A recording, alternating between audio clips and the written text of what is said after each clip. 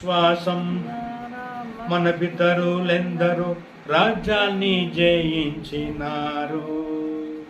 విశ్వాసము ద్వారా మన పితరులెందరో రాజ్యాన్ని జయించినారు. విశ్వాసం లేకుండా దేవునికి ఇష్టుడై ఉండుట అసాధ్యము. సో అందుకే ఇక్కడ 6వ వచనంలో విశ్వాసం లేకుండా దేవునికి ఇష్టడే ఉండట అసాధ్యము. దేవుని యొద్దకు వచ్చువాడు ఆయన ఉన్నాడనియు తన్ను వెతుకు వారికి ఫలము దయచేయువాడనియు నమ్మవలెను కదా. హల్లెలూయా. ఎలా నమ్మాలట?